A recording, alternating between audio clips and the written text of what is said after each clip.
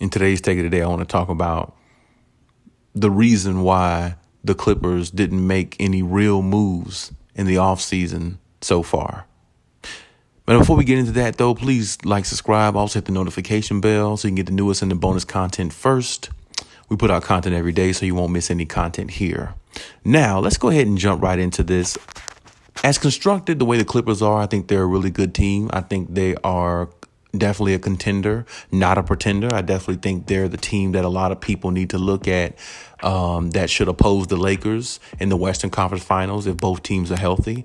Even though the Warriors are definitely on the up and up if Klay Thompson comes back. But the problem is I haven't seen Klay Thompson in about 2 years. Don't really know how he's going to look. I definitely don't think he lost his jump shot or anything like that. But, injuries have definitely plagued him the last couple seasons. And, Steph is shooting really good, but it's all meaningless to me what Steph is doing because really all the numbers and all the stuff he's doing is trash because if you can't even beat Memphis in a play-in tournament, couldn't even make the damn playoffs going against a team like that, Stephen Curry is definitely overrated if you ask me, but that's just my opinion on him. But we're not going to go too far into that. That's another take for another day.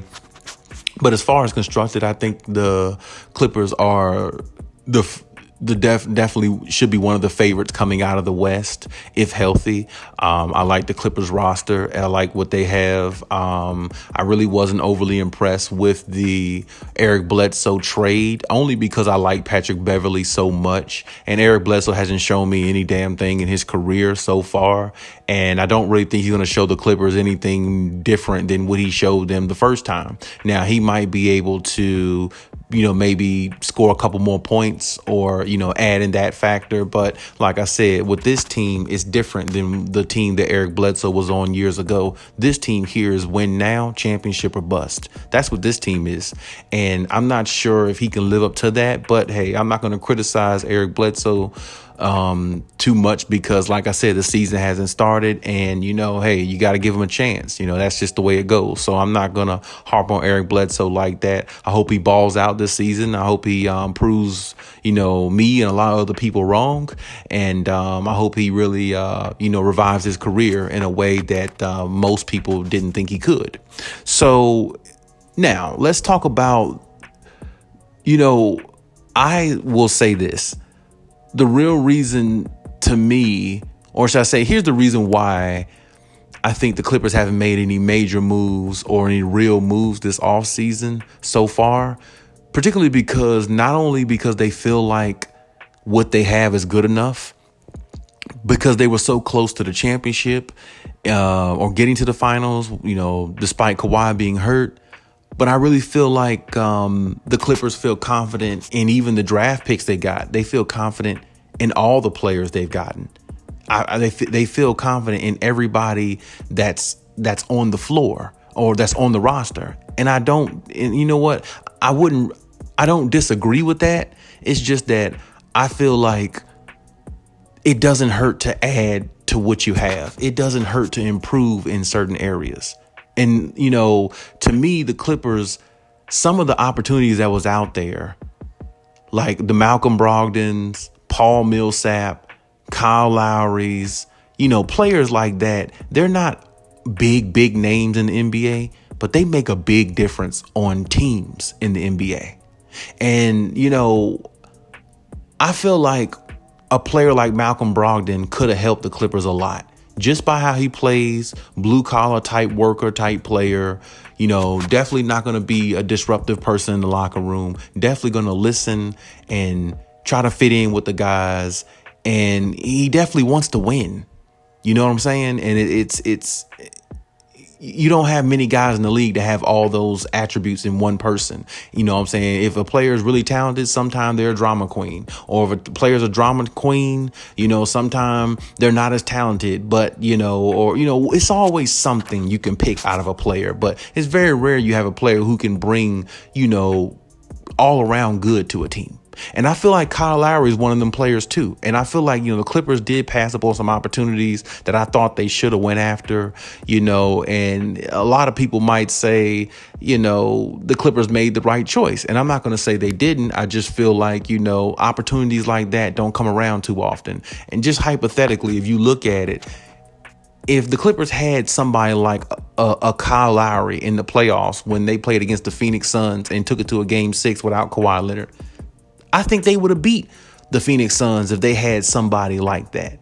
You know what I'm saying? Or if they have somebody like that going forward with Kawhi Leonard being out. And we don't know how long he's going to be out, because we all know Kawhi Leonard says he's only going to play 100% or not at all, because Kawhi Leonard wants to be able to dominate. And I definitely understand that. And I definitely respect that. You want to go out there and dominate and be the player you are rather than be a subpar player. And everybody sit there and talk about you being a has-been and being washed up and injury prone and all those things. So I definitely understand any player that has that mentality.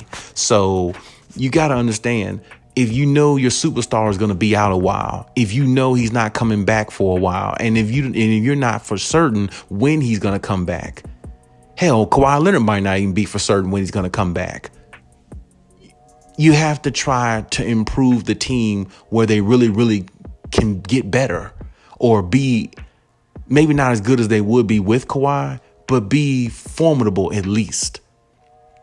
So in regards to saying that, I just wanted to say this, I understand the team is good the way they are, good is constructed, and I like the team the way they are. But if you're going to go out and get a player like a Eric Bledsoe, why not try to acquire a player like a Paul Millsap or a Kyle Lowry or a Malcolm Brogdon? Why not try to acquire a really good point guard? You know what I'm saying? A really good a point guard who really can control the offense and run it how you want it to be ran. Because think about it, you went out and got Rondo mid-season last year from Atlanta because Rondo was like, you thought he was the missing piece to winning a championship. And Rondo's a point guard. So you need somebody to get Paul George and Kawhi Leonard in their sets how they like it and let them go to work and operate when they're both healthy. You don't need Paul George trying to get 5-6 assists a game and drop 25, 30 points a game, because that really takes away from Paul George, because that's really not what Paul George likes to do. You're asking players to do something that they haven't done all their careers. Now, if they add that to their game, which the way they have, that's a plus. But you don't need to try to make them into a player that they're not. And I think that's the reason why the Clippers went out and got Rajon Rondo last year, because they realized you don't need Kawhi Leonard sitting there trying to get 6 assists and 30 points a game. You don't need that. You need somebody who can get him the ball where he likes it and who knows the game from a high basketball IQ standpoint, like a Rajon Rondo, but it just didn't work out with him. That's another story. But you need somebody like that who can get them where they need and help them execute plays better. Because the one problem with the Clippers, they're very talented, very deep. But the reason why they were down 0-2 in a lot of those series, because when the games are tight, when it comes down to the stretch of those games where it's close, they don't execute plays in the fourth quarter that well when the game is close. And they've shown that in the playoffs and the regular season last year, because they don't have that solidified point guard who can put them in position to execute plays at a high level when it's a close game and a tight-knit game and every play, every possession counts. Because you're trying to ask Kawhi Leonard to get 6-7 assists. You're trying to ask Paul George to get 6-7 assists and score 30 points apiece. It just takes a lot out of them. And maybe if they weren't expending so much energy trying to do other things like that, maybe Kawhi doesn't get hurt. Maybe Paul George plays a little bit better in the playoffs, even though I think he played pretty good in the playoffs this past season, but maybe he plays a little bit better. You see what I'm saying? It's like you're asking players to do something that they haven't done all their career. And I don't think that should be forced on them. I think that's something they should just grow into and be able to do it, but also be able to have a formidable point guard to help them or put them in position where they can be even better than what they are, even though they don't really need the help. But still, it's little things like that that wins championships. And if they added, hypothetically, a Kyle Lowry or somebody like, Malcolm Brogdon or somebody like that with a good head on their shoulders in regards to being a high IQ basketball type player who knows the game and who doesn't overstep their boundaries and who doesn't work outside of their means and who has the mentality of pass first and knock down a big shot if called upon. Those are the type point guards that can help you win. Those are the type point guards that can help you win games when you're playing a team like Phoenix, who has a Chris Paul, who can settle the game down a little bit and kind of take over at times when he needs to, even though he's not as good as he was. But he can also get Devin Booker in better positions to score along with DeAndre Ayton. And those are the type things that help you win. Look, when the Lakers won the championship a couple seasons ago in the bubble, I discredited the championship, but I mean, a win is a win. You can't discredit that. But they had Rajon Rondo. They had a player, who got them in better positions to get more high quality shots. Now Anthony Davis is coming out saying, oh, well, Dennis Schroeder didn't do what Rondo did in regards to the pick and roll, because Rondo was better at the pick and roll. So it helped Anthony Davis elevate his game a little bit more and got him a lot more easier buckets. Those are the things I'm talking about. Those little intangibles right there, they make all the world difference. They just do. It doesn't matter how you look at it or how you view it. They just do. They make all the world difference. Just because you're a superstar, it doesn't mean you don't have to have a player that can get you in good position to play your game at an even higher level. It doesn't mean that. Think about it. Kobe Bryant with the Lakers a long time ago, playing RIP Kobe. But even though Kobe was great, even though Shaq was great, didn't they have Derek Fisher? Wasn't Derek Fisher a really good point guard? Wasn't Derek Fisher a knockdown point guard, knockdown shooter? Wasn't he somebody they can rely on to not turn the ball over that much? Thank you. This is what I'm talking about. You got to have a point guard you can rely on to get you the ball where you need it and knock down shots when necessary. I mean, hell, LeBron back in the day with Kyrie on Cleveland, that's Kyrie knockdown shooter. He can score, which he's better than Derek Fisher, the other point guards, but he can score. He's a knockdown shooter and he's dependable. And he can get his own shot whenever he need to. You see what I'm saying? Having that point guard who can, even though Kyrie is not like a pass first point guard, but the point is having a point guard who can get their own shot, knock down a big shot when called upon, and don't step over you and allow you to play your game and give you more one-on-one coverage as the best player on the team or as the superstars of the team. It makes life so much easier. It really does. And this is my point. To me, the Clippers could have elevated or added a piece like that to make them just a little bit more better, because you don't know when Kawhi is coming back. You really don't. And hypothetically, if you added a player like a Kyle Lowry to the mix of what Reggie Jackson and Paul George, you may not have a big three, but you got a 2.5. You definitely got a 2.5. And it's definitely good enough to get you past maybe the first or second round so Kawhi can possibly come back. Now Kawhi comes back with somebody like Kyle Lowry, who's won a championship, who knows basketball, who has a basketball IQ, and who is tough as nails on defense, and who can knock down big shots in the playoffs, as we saw. It makes a difference. Hypothetically, if they would have got somebody like, even Freddie VanVleet, he was another one.